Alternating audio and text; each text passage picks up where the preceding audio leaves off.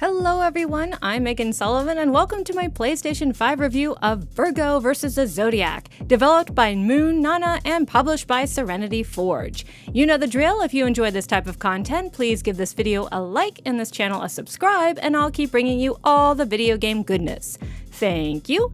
So in this wild year of 2023, when we have AAA titles, particularly big RPGs like Diablo 4, Final Fantasy 16, Baldur's Gate 3, and Starfield coming out back to back to back to back, it just seems like there's no room for the little guy. Frankly, because there doesn't seem to be any time. But it's important to make time, because some of the best video game content comes from little indie studios, as developers of previous Game of the Year winners like Gone Home and Untitled Goose Game can attest to. So when I was approached about covering Virgo Versus The Zodiac, and full disclosure I did get a review code, I decided yes, I will cover this. And you know what? I'm glad I did.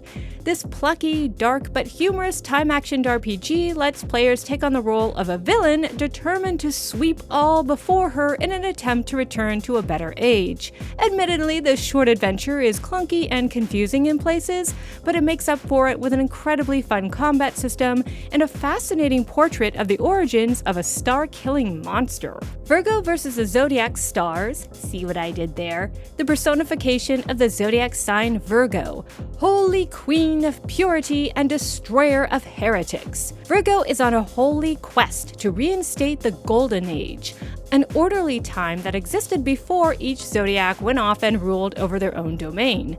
To usher in this new, old age, Virgo must battle her sister zodiac signs and take their crowns. Helping her on her quest, whether she likes it or not, is her cookie friend Gingerbread Man, her unwavering servant Spica, who also happens to represent the brightest star in the Virgo constellation, and the mysterious Algol, who has her own reasons for joining the fray.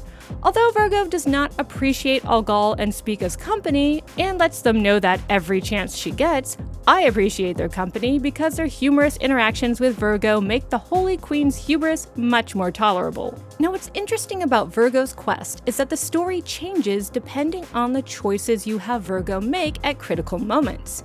These choices are tied to 3 real astrological attributes in which all zodiac signs are divided.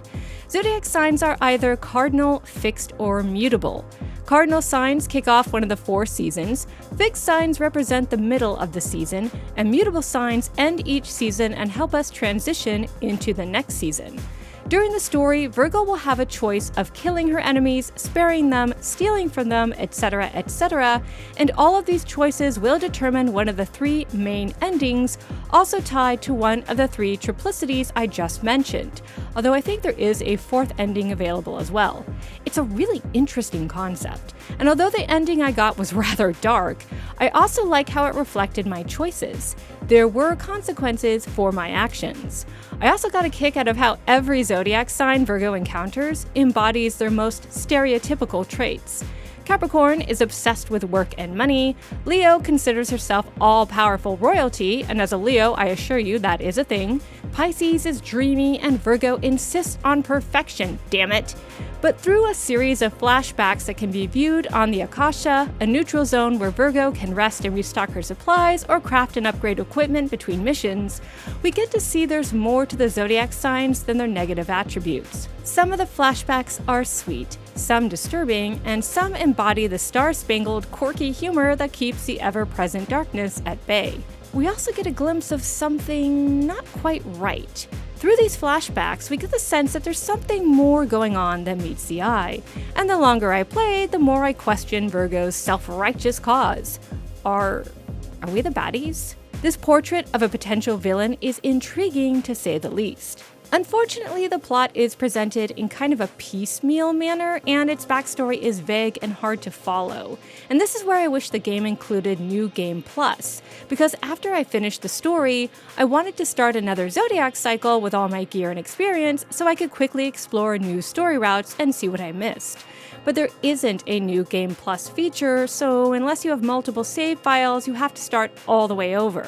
Not that I would totally mind that, because I do enjoy the game's addictive interactive battle system. Virgo Versus The Zodiac combines traditional turn-based RPG combat with real-time button input. Think Mario and Luigi RPG series or The Legend of Dragoon, but faster. You'll have up to 3 characters in your party at a time, Virgo, Algal, and Spica, each of whom can either attack an enemy, block incoming attacks, or perform a counterattack using melee weapons, ranged weapons, or area weapons that attack all enemies at once. All of your weapons, attacks, and stats are tied to, you guessed it, the zodiacal attributes of cardinal, fixed, and mutable. On top of that, there are other qualities that affect your offense and defense. For example, Purity acts as a shield that protects your health and allows characters to perform counterattacks.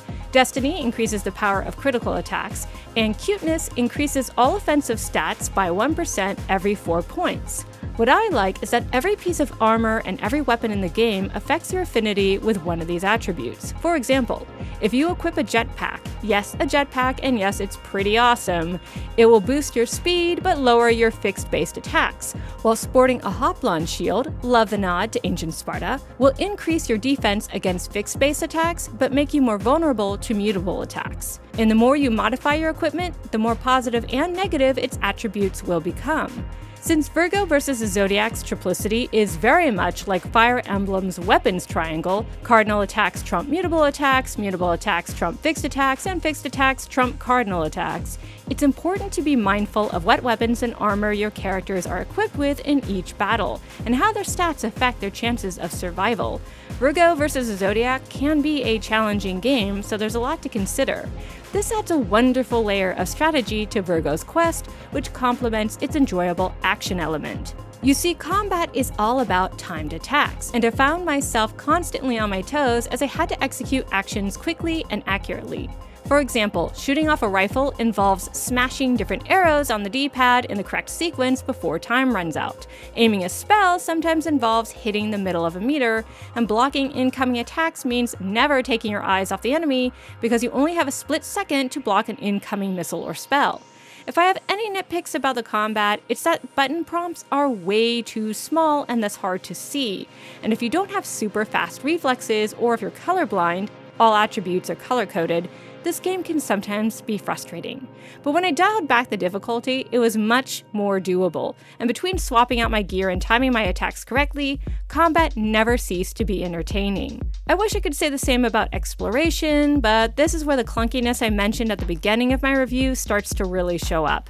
Area maps look like they're drawn by a kindergartner and are very hard to read. The vague directions found in the quest menu don't help with the confusion, nor does the sometimes, wonky localization. Luckily, each Zodiac realm isn't too big, so you can't really get lost, and most of the English is fine.